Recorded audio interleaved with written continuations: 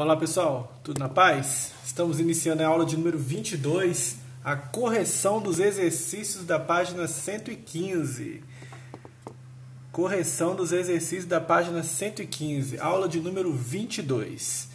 Vamos fazer a correção desses 10 exercícios que nós deixamos nas últimas aulas.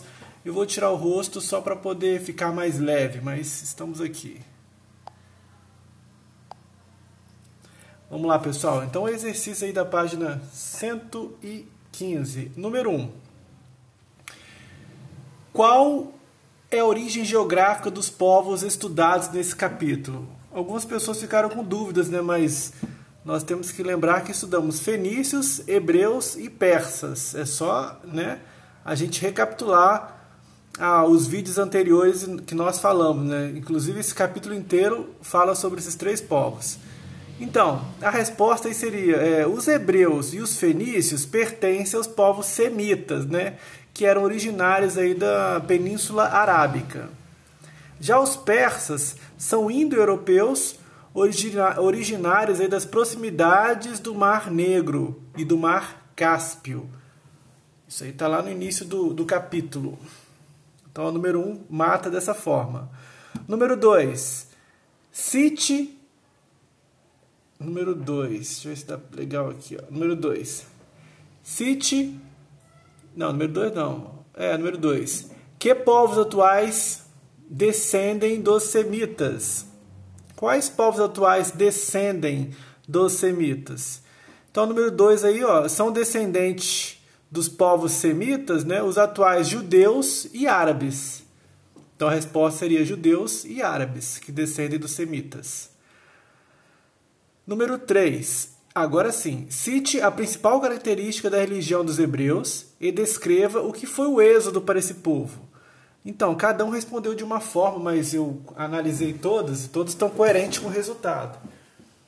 Então, aí, a principal característica aí dos hebreus é o monoteísmo, lembra? Eles adoram apenas um Deus, eles cultuam, né, apenas um Deus. Então, a principal é o monoteísmo. Né?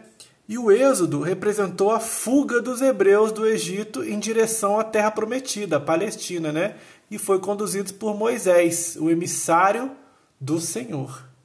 Falamos sobre isso aí também na última aula, nas aulas anteriores, né? A número 4, pessoal.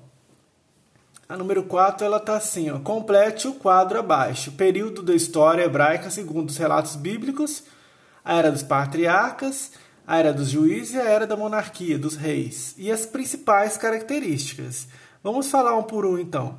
A era dos patriarcas, os hebreus eram organizados em tribos e lideradas por patriarcas, dentre eles Abraão, né?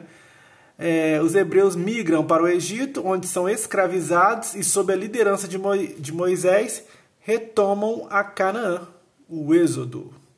Retornam, né, a Canaã. E Moisés apresenta os 10 mandamentos aos hebreus. Tudo isso aconteceu na fuga, né, de Moisés, na fuga do Egito. Certo? Esta é a parte da era dos patriarcas. Já na era dos juízes, também falamos no vídeo anterior, foi a luta aí pelo controle da terra prometida, pelo controle da Canaã, e diversos conflitos entre as tribos hebraicas e os povos vizinhos. Houve várias guerras e guerras constantes, né, que vão fortalecer os chefes militares, que são os juízes, que vão assumir o poder político. Também muito falado nos vídeos anteriores. Inclusive fizemos até atividade sobre isso, onde Sansão vai se destacar. E a última aí, ó, a era dos reis, ou a era da monarquia. Uma principal característica aí vai ser a centralização do poder político, a reconquista da terra prometida, né, da Canaã, da Palestina, e a expansão do reino hebreu. Né? Foi o período mais próspero dos hebreus, onde houve também a construção de várias obras públicas grandiosas e o aumento de impostos, né? E também a fragmentação do hebreu em dos povos hebraicos em 2 estados, Israel e Judá.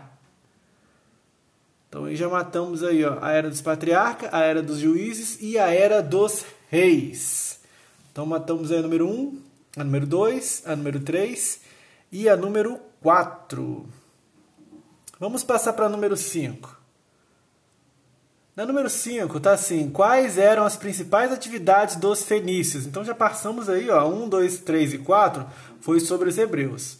A 5 já passa para os fenícios. Vamos lá. Quais eram as principais atividades dos fenícios? Já é uma pergunta. Aí continua. Qual a importância dessas atividades para os povos da antiguidade? Qual era a principal, pessoal? Nós falamos sobre isso. Nessa número 5 aí, ó, a navegação e a construção de navios, além do comércio, eram as principais atividades. E essas atividades eram importantes por quê? Porque elas permitiam a troca de mercadorias e a comunicação entre as diversas civilizações do Mediterrâneo. Certo? Façam as eventuais correções. Mas isso aí está bem tranquilo, essa questão também. Nós falamos sobre isso. Número 6.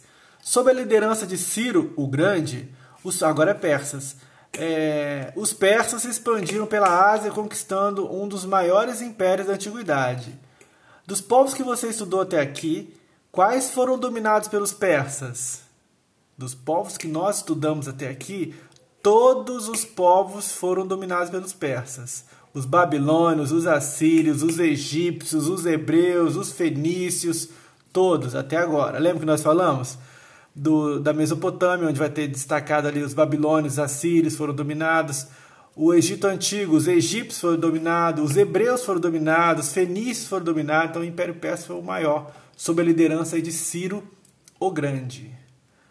Número 7. Número 7 também sobre persas. Cite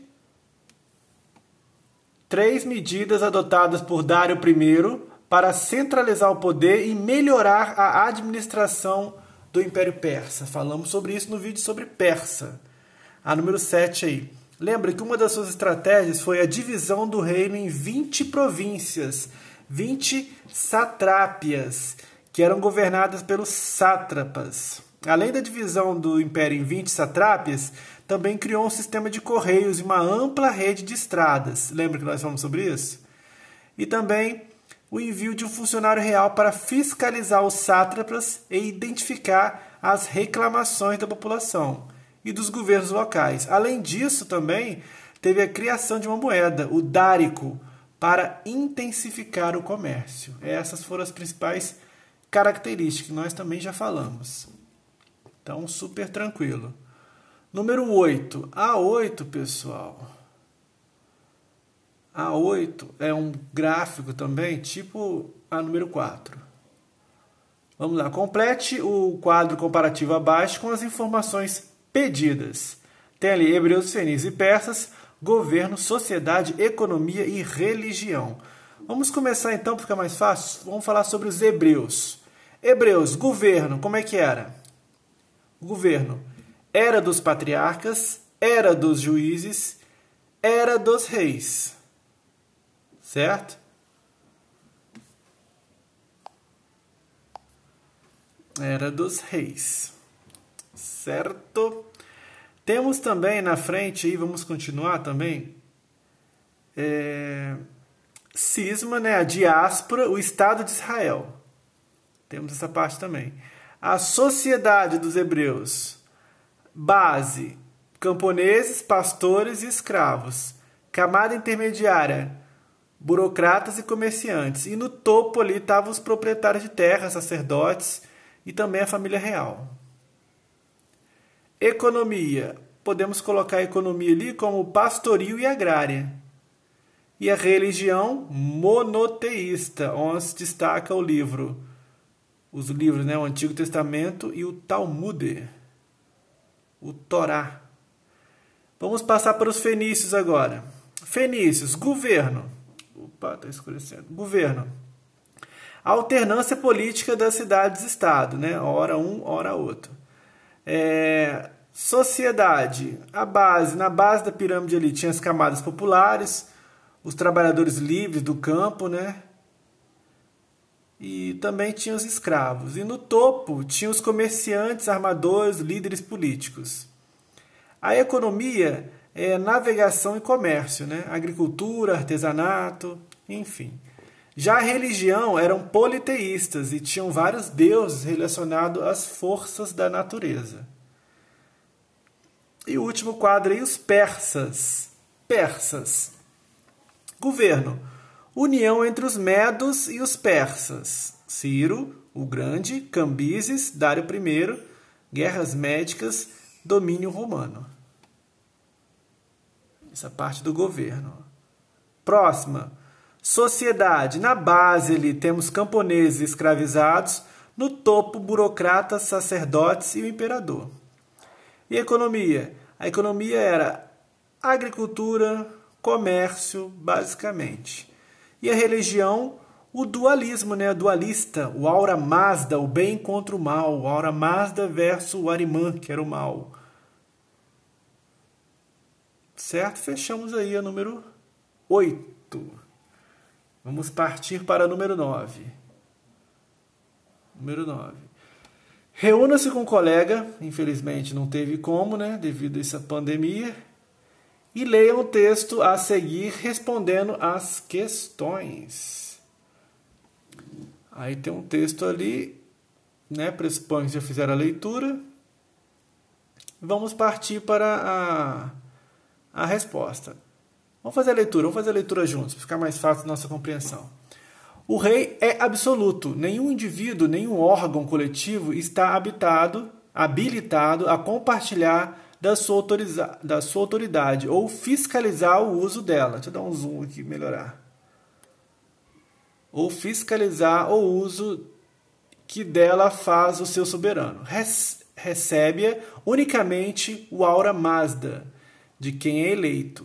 Todas as inscrições reais, sob aspecto de uma invocação ao Deus, começam por relembrar esta designação.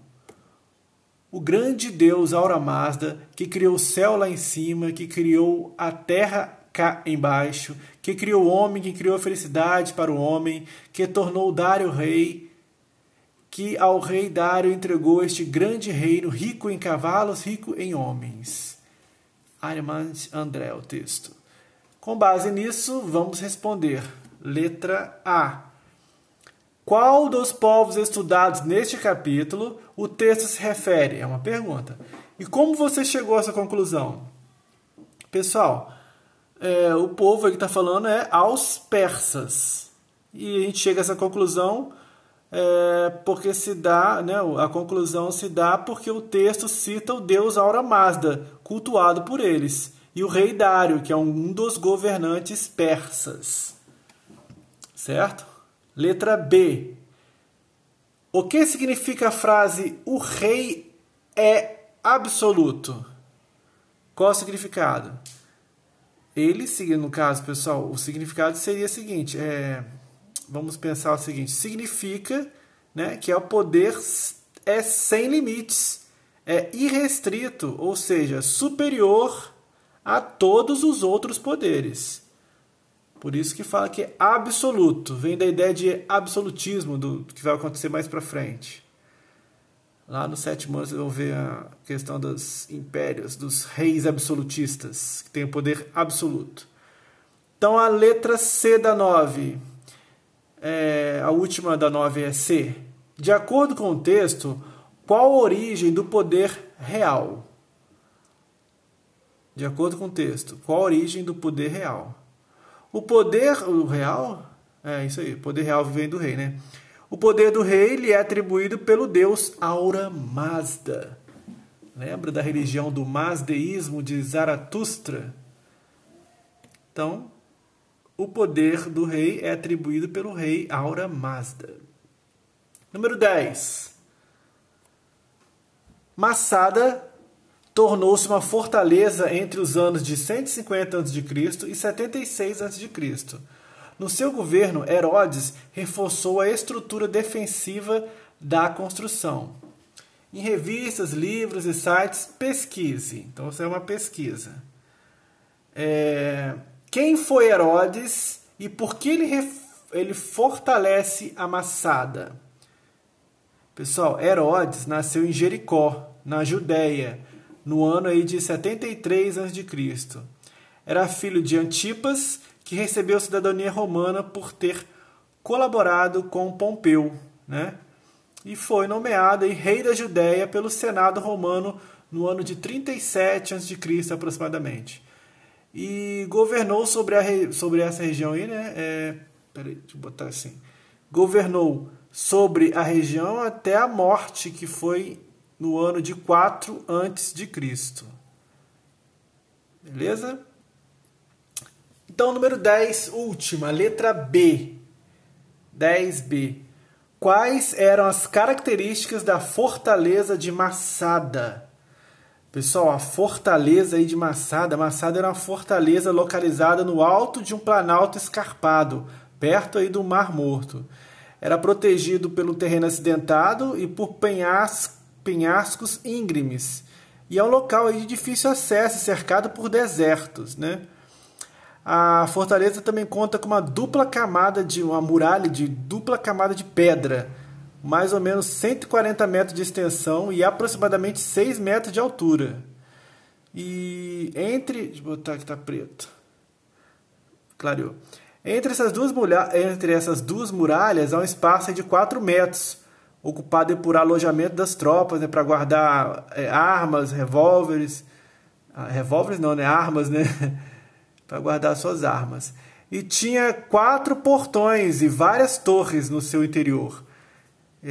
Tinha várias torres e no seu interior tinha um palácio luxuoso e espaçoso, construído para abrigar confortavelmente Herodes.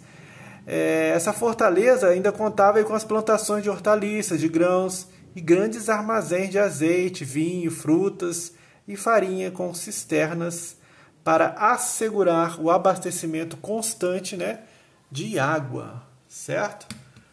Então fechamos aí a correção destes exercícios. Se eu fui muito rápido, dá pausa, volta, faça as correções no caderno para que nós possamos fazer tudo da melhor forma, beleza?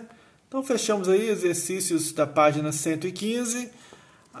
Todos fizeram, eu estou analisando, eu estou registrando, tudo está valendo ponto. E espero que essa pandemia acabe logo para que nós possamos nos reunir novamente. Então vamos parar por aqui. Um abração.